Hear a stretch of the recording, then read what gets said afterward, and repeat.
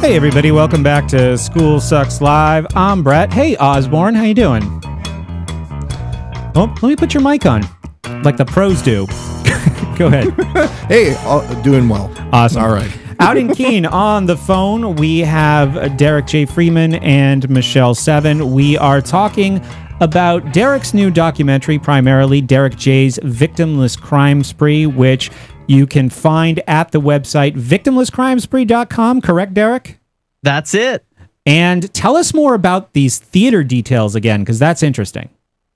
Oh, absolutely. The film will be premiering this Saturday at 9:45 a.m. at Keene Cinemas. All tickets are free, effectively, for folks who would like to attend, and so we're expecting a really great turnout. But if you aren't able to make it, say you aren't living anywhere near Keene, you can still check out the film free at victimless-crime-spree.com, and you can help sponsor a seat for those who will be attending.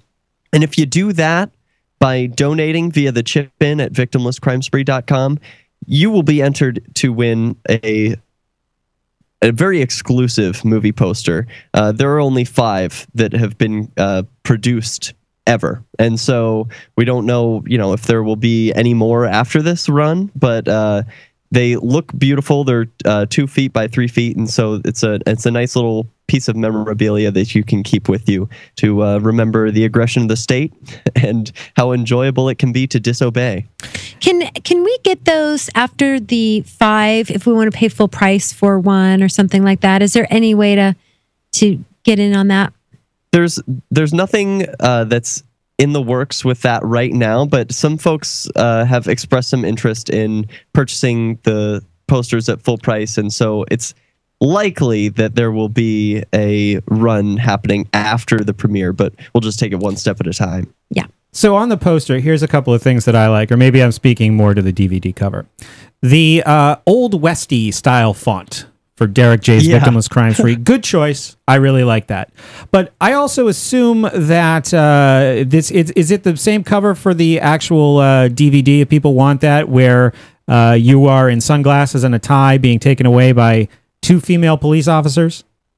Yes, probably. The DVD has yet to be produced, but it's likely that will be the cover. Yes, with Adam Kokash's big guns in the background. Oh, yes. I didn't even notice that. All right. Yeah, so there are some famous faces in the background. Jason Talley of yeah. Tally.tv is also present in the movie poster, and so is Cecilia of Ladies in Keene. But here's the thing that I like about this picture, okay? You have Derrick, right? Now, you can look at Derrick. You can tell that this man owns an iron. You can tell that he has a comb. You can tell that he has a collection of sharp razors, right?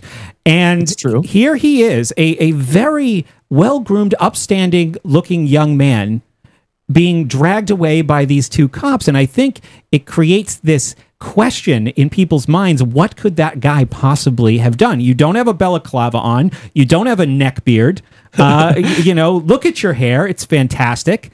Like, well, did you see the guy that accused him, though? That was the one that wanted to, when the question of who is he harmed? That's right, yeah. The man at the end of the... well, go ahead, Michelle. Oh, he was a mess. He just looks like a street urchin. Right, the man who claimed to be the victim of my idiocy, as he quoted, is a homeless man, and I don't mean to knock anyone who's homeless, but he has a enormous beard that is not kept, long scraggly hair and a dirty shirt. Contributes nothing to society. Right, I don't mean to judge, but I was on my way to work that day, and I don't think this man has worked a day in his life, so I don't... I think you were working like 2 jobs at the time, right? Yeah. And so this guy is living off of whatever handouts he can get from those who work, and getting public assistance and his welfare checks and things. And he was the one that brought the charges against me. Yes, by his own admission on film, he said, "Why is Derrick being arrested? Because I want him to be arrested." And it was... those cops, I asked them straight up at Give Peace a Chance, For those who don't know, people in Keene occasionally will smoke openly in the central square in the park in the center of town, and I was attending that event that day. There was a heavy police presence, but they weren't doing anything. I even asked some of the officers, do you mind if I smoke? What would happen if I smoked this bowl? And they all responded with a do what you want sort of attitude. The cops are known to look the other way for people having open containers and smoking pot openly in the park. And so it really seems to be that they didn't have to make this arrest. But to give you the example of why I think they went through with following the order, the arresting officer for the Give Peace a Chance event was actually Jason Short, a man. But who you see in that poster are two women. And that may be confusing for some people that the arresting officer never even laid a hand on me. But the woman who was told, take him, I was serenading her with the song Give Peace a Chance, the John Lennon tune. Yes. And it took her well over a minute before she felt comfortable enough to put her hands on me. And even then, it took another officer to run from across the square, across the street, to initiate the arrest. The officer who was told to do it wasn't able to. I could see the anguish in her eyes. She really didn't want to put her hands on me. We had even made a verbal agreement earlier in the day that I wouldn't put my hands on her and she wouldn't put her hands on me. It's only appropriate. We're strangers. And she agreed. And I really believe that she intended to keep and honor her agreement. And so you can see it's difficult for her to make that arrest. You can see it in her eyes, even in the poster. Yeah, I've had similar experiences. I mean, I remember I was arrested a few years ago for a traffic violation. Unbeknownst to me, my license had been suspended in another state, and the police officer who told me this information, and that means he's going to have to arrest me, he looked like he was going to cry.